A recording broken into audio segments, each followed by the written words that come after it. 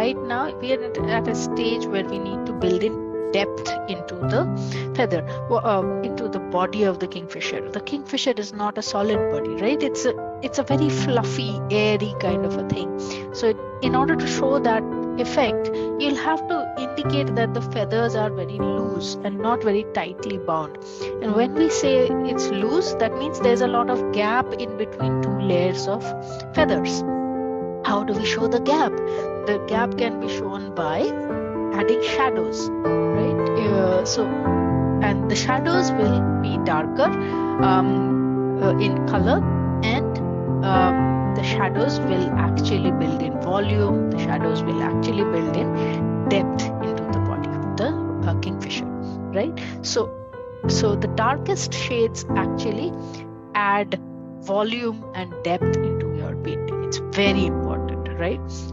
The two most important things are the highlights and the lowlights, which are the darkest shades, right? So now what I'll do is I will mix, and we don't use any ready-made blacks, right? We don't like using ready-made blacks, so we will mix colors that we have already used in order to make the darker shades, right? So I have used this blue, cerulean blue. You can mix with a little bit of orange shade, maybe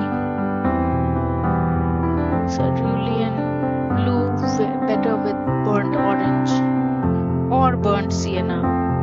They will give you nice greenish dark blacks. Okay, so I'm mixing burnt sienna here with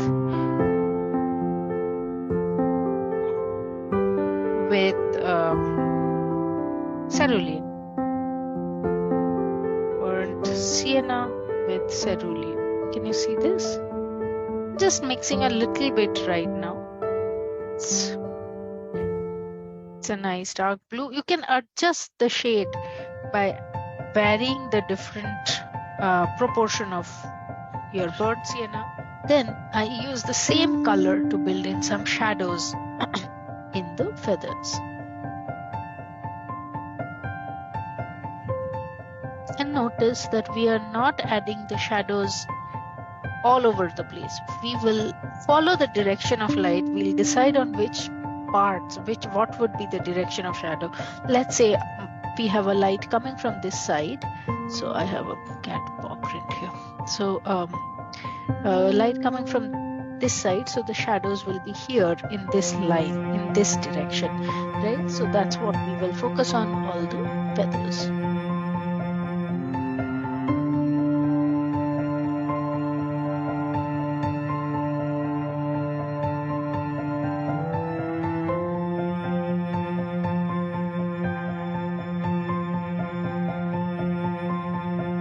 Take a thin brush, and note I'm doing it on dry paper, but my paint consistency is light. Okay, paint consistency is thin.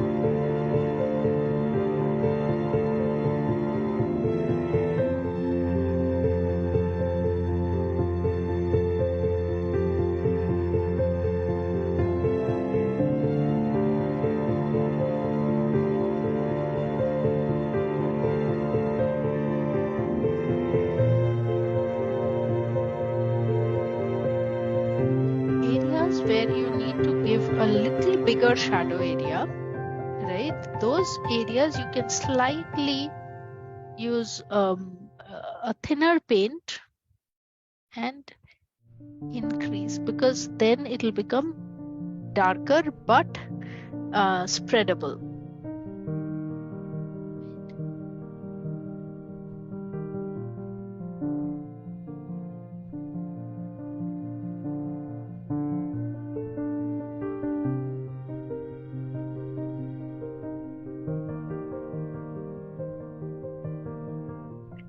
Now, another thing is the direction.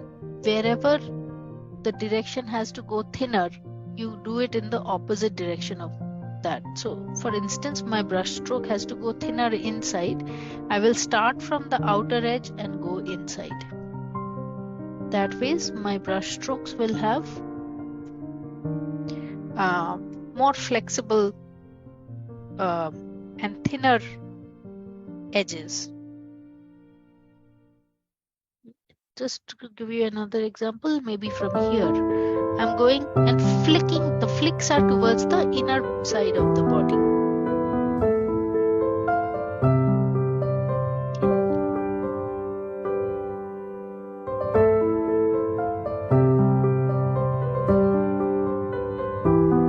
Can you see it? Let me magnify a bit.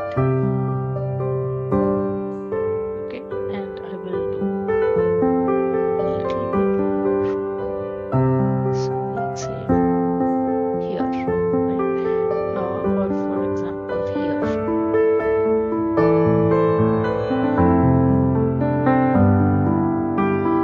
My feathers become thinner towards the inner parts. So my flicks, the brush strokes are flicks towards the inner edge of the.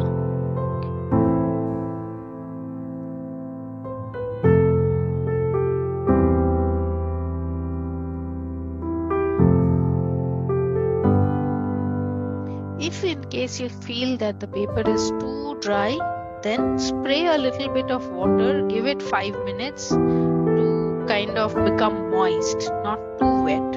Okay, make it little moist and then start this process.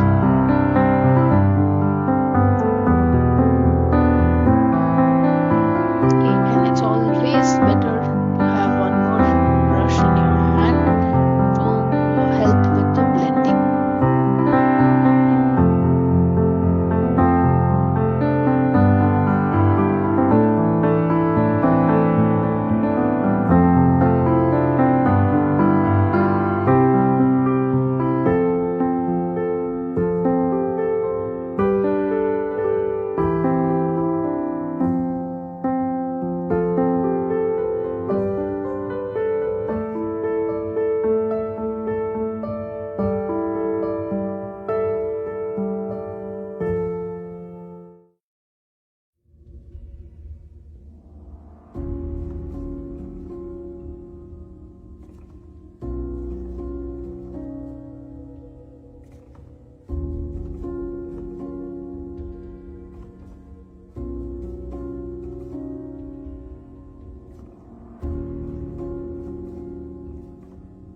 The more depth, the more you give the contrast, like the difference between the darks and the lights, the more fluffier the body will brush to somehow, some places blend in the darkness, fuse it.